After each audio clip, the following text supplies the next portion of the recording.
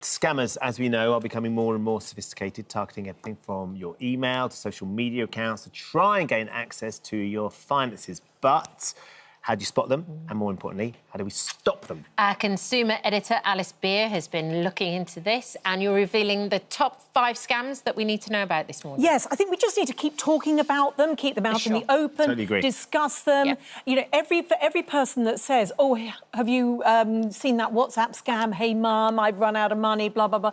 Every person will just hear. And there's a sort of embarrassment factor about being caught out or not recognising a scam. So let's just keep them out there in the open.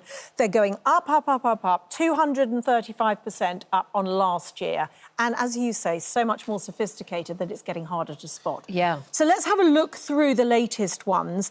There's 2 text messages that I think are particularly horrible at the moment because they're preying on people's vulnerability.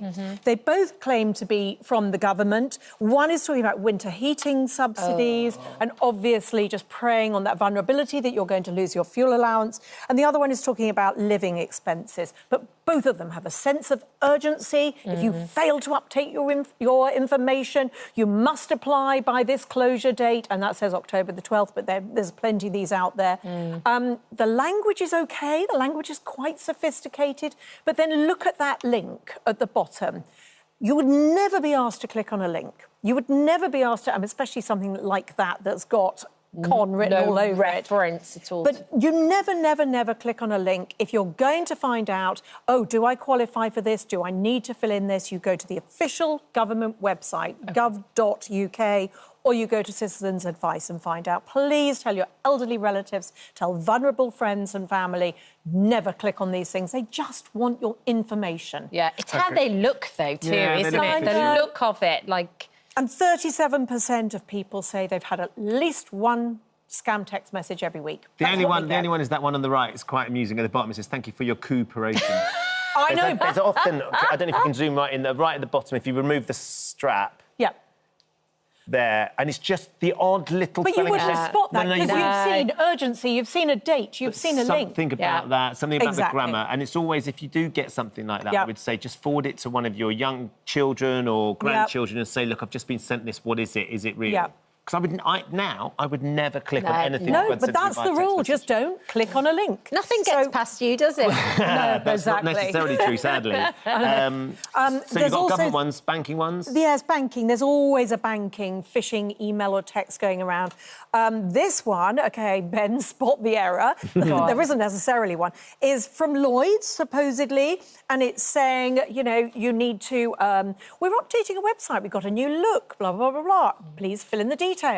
And it is actually quite... The one on the left is from Lloyds, apparently, and it's not bad. If you had clicked on the address of that email, you would see that it's not a genuine Lloyds address. That's always the thing to do.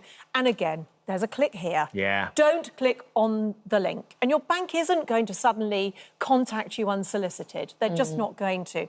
The one on the right is interesting. That's a text message, and that's come from supposedly Nationwide. Now, if you look, somebody's having a lovely time trying to spend £724 in Selfridges. Caught, easily done, guilty. Right? Yeah. No, not me, not anyone, because that's just oh, my God, somebody's got my credit card. Panic, going to react. And that's what they do. Panic, react, sense of urgency, sort of out of the normal, suddenly caught.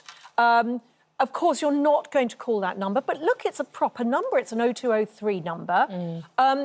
If you call that number, there'll be somebody waiting to harvest your details. Take your identity and then in the future, build up some bank fraud, access your bank account, or just build up identity fraud. And your identity is a very precious thing to keep on the internet. But it's not just mobiles, it's also landlines. And as we were learning the other day, it's more that kind of elderly people who have landlines. So these are the people that are being targeted here. 80% of elderly people still have their landlines, and a lot of vulnerable and more senior people will welcome a phone call coming in. So won't be necessarily in a hurry, keen to get them off the phone.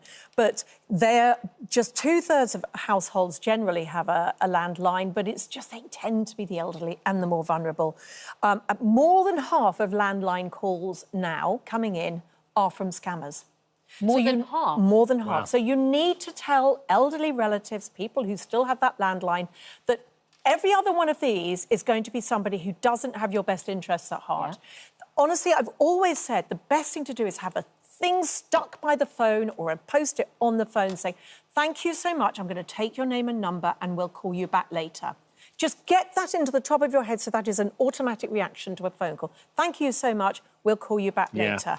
And if it's genuine, there won't be a problem. And if it's not genuine, they've gone and they haven't taken your money. That's a huge number, isn't it? 50% are scam calls to a landline. Let's talk about social media, though. Oh, social media. I mean, we just need to be really careful because, you know, it's so difficult for them to police it. And we, every now and then, are saying, look, you're not doing well enough policing it. But, you know, there's 3 billion Facebook accounts worldwide. So there's a long way to go. According to Action Fraud, about 33,500 people reported that their online accounts were hacked since August last year. Now, look at these. There's free giveaways. You know, young students especially are suckers for these. So there's a monster giveaway, there's an iPhone 4 giveaway. All that they are doing is harvesting your details. You'll go and you answer some simple questions, and then they want your details, and they're building up for bank fraud or identity fraud. And the quizzes, again. If you're doing a quiz online, we all love a social media quiz. I wake up in the morning and I do crosswords and quizzes straight away. But have a little look, don't cheat. The eye colour you pick will reveal your truest trait. Well, I'll be right on this. And there we go, it's Halloween season. What's your spooky nickname? And all they're wanting all through this quiz is, what's your country nickname? Oh, I did that one. I think, I can't remember what mine was. It was Alice Honey or something like that.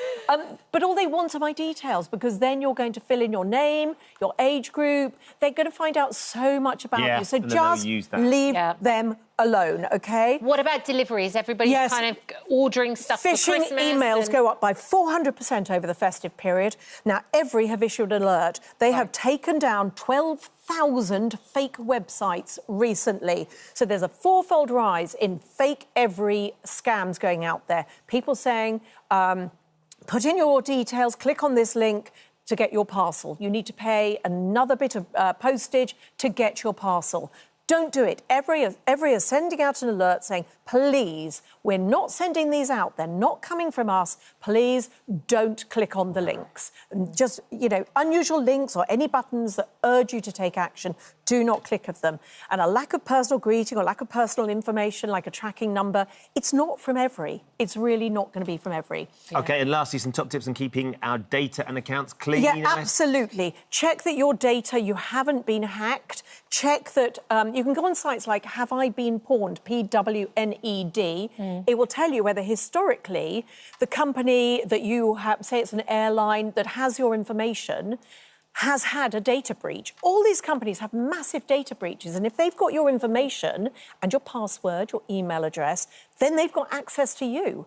So every now and then you've got to check, have I been hacked, or has the company that I deal with been hacked? Check your bank statements. Really important that you're looking out for small, insidious little items going through, and just keep on top of it. Clear your cookies regularly. Well, look, I think it's always really great when we do this, Alice, and we sort of need to do it every couple of months, really, because they change all the time, don't they? Definitely, but share the information with the elderly relatives as well. For sure. Thanks, Alice. Thank you. Thank you for visiting our This Morning YouTube channel. We upload new content every day, so go ahead and hit that subscribe button so you don't miss out, and we'll see you in the morning.